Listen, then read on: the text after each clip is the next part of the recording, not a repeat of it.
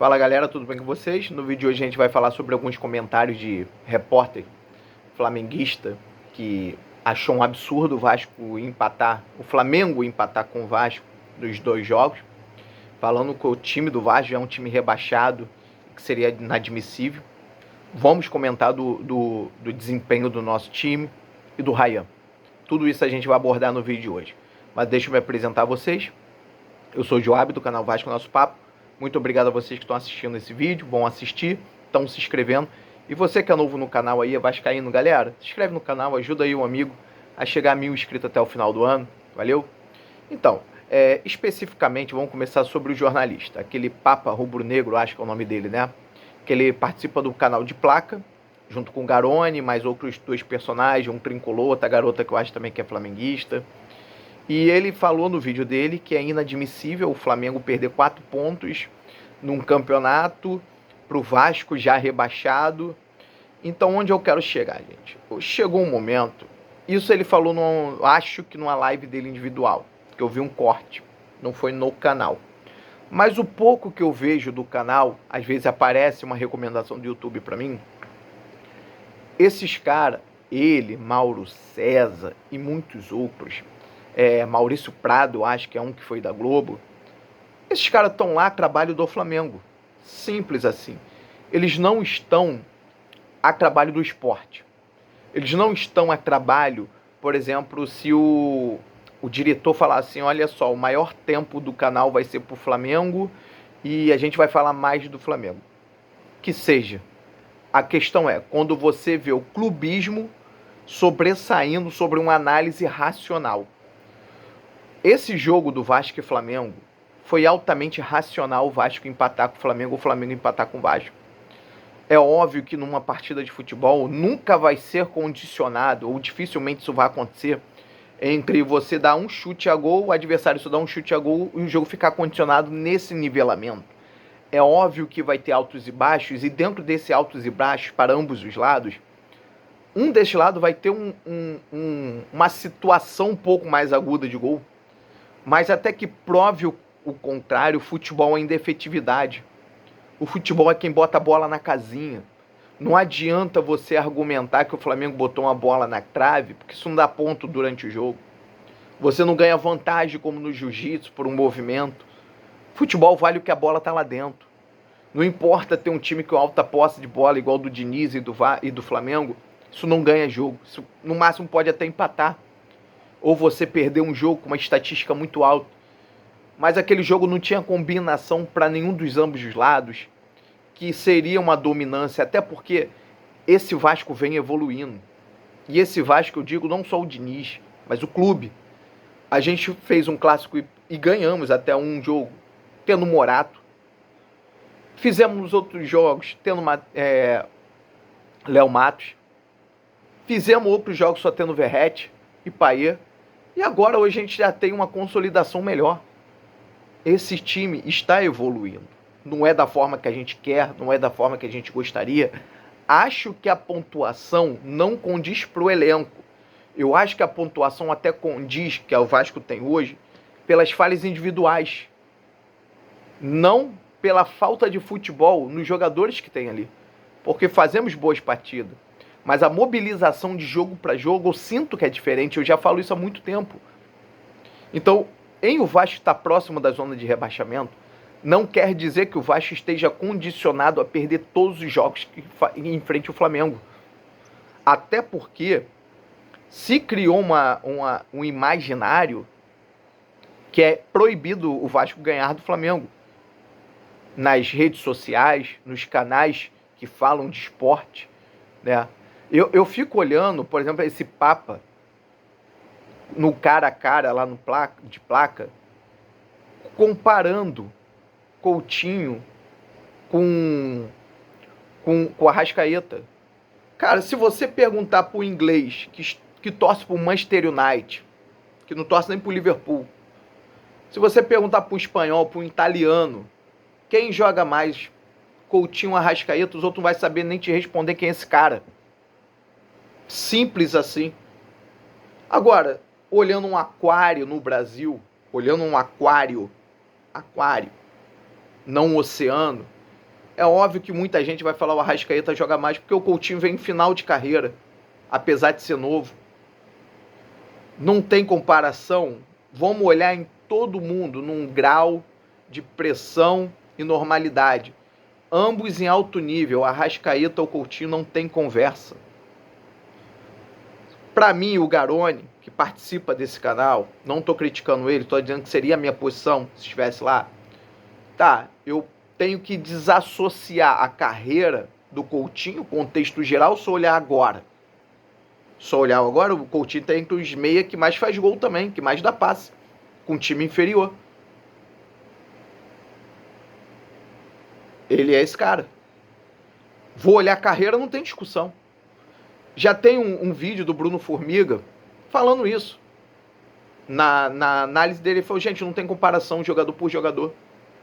Porque um tem uma carreira projeção mundial e o outro tá aqui. O cara não consegue ser titular da seleção do Uruguai com De La Cruz do lado dele. Toma a vaga desse cara. O Arrascaeta, ele não compete com o Forlan. Ele não compete com o Recoba. Para quem é da minha idade, sabe os jogadores que eu tô falando. Ele não compete com esse nível. O nível é muito mais abaixo. Aqui ele joga. Num contexto que o Coutinho está em final de carreira.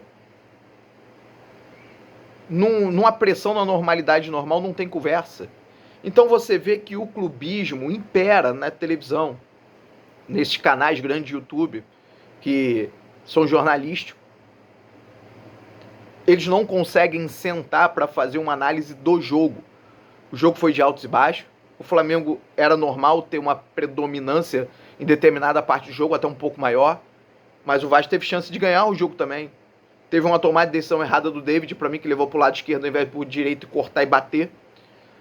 Teve o lance que o Verratti ia entrar sozinho na área, só que como o Ryan, ele joga com o pé trocado, teve que ajeitar o corpo para cruzar, e nisso não deu a curvatura que a gente precisava, botar o Verratti na cara do gol.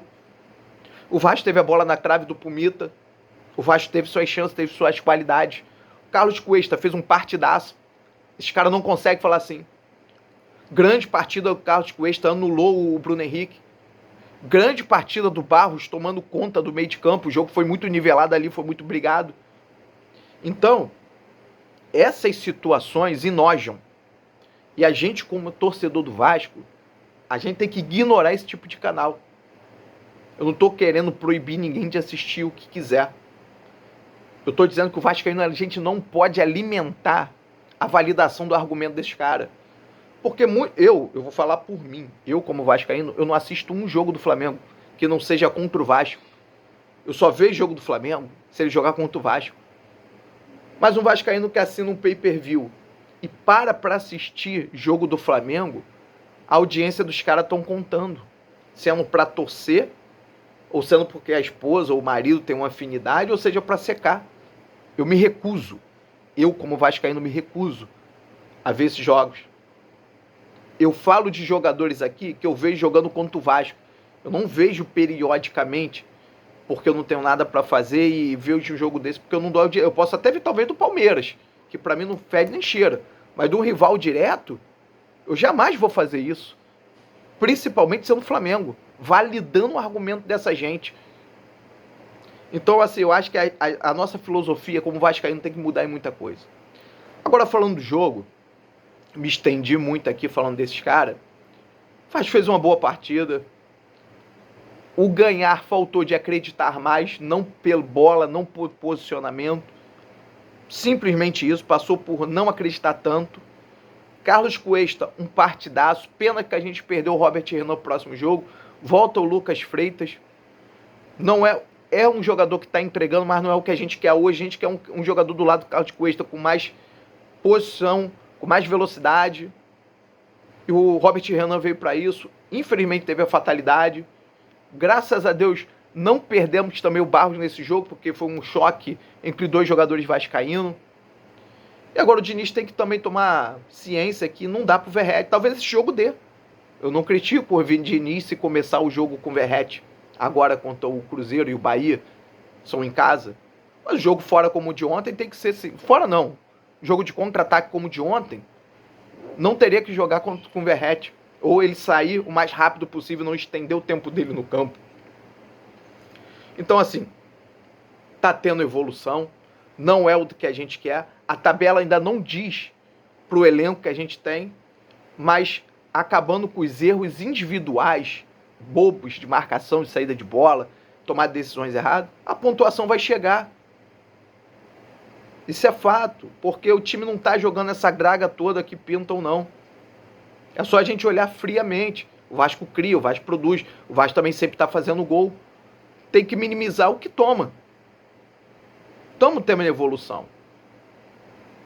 E vamos conseguir nossos objetivos, terminar o Campeonato Brasileiro de uma forma tranquila e buscar a Copa do Brasil, o título, para ano que vem estar numa Libertadores, o início da construção do São Januário, uma venda de Man Right.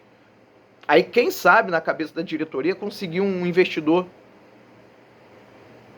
Mas isso que eu citei agora, tudo vai fazer para a gente progredir um pouco mais, conseguir uma parte do nosso patrocínio que já temos por metas alcançadas, refazer patrocínios melhores. A gente está caminhando, aos poucos a gente está caminhando. Não é da forma que a gente quer, não é da forma que a gente gostaria, mas estamos caminhando. E a gente, como vascaíno, tem que valorizar mais o Vasco. Porque uma das mudanças que o Vasco precisa é isso. O vascaíno valorizar mais o Vasco. Não tampar os olhos para as coisas erradas, a gente criticar. Porque a gente aqui, hoje a gente é imparcial. Hoje um comentarista vascaíno, talvez pela fase que o Vasco viva, um Pedrosa da vida, que trabalha com outros repórteres que são de outros times, eu acho o Vene Casagrande um cara muito respeitoso e tenta fazer uma análise consciente quando fala do Vasco, tá? Sendo flamenguista, sendo rubro-negro, eu acho que ele tenta ser respeitoso e tenta fazer uma análise jornalística. Só que, infelizmente, a maioria dos vascaínos não vive nesse ambiente. Então a gente tem que se valorizar como torcedor, repudiar isso, externar. Mas não fechar os olhos para as coisas erradas, para a gente não voltar ao buraco que a gente viveu de disputar 4 Séries B e uma quinta na permanência. Por fechar os olhos, por ignorar coisas erradas de pessoas que a gente tem afinidade, nos levou àquele momento negro, sombrio na história do nosso time. E que hoje está custando demais a gente deixar isso para trás. Mas eu acredito em ventos bons, ventos mais brandos, que a nossa caravela possa navegar em águas tranquilas. Valeu, gente. Forte abraço. Tamo junto.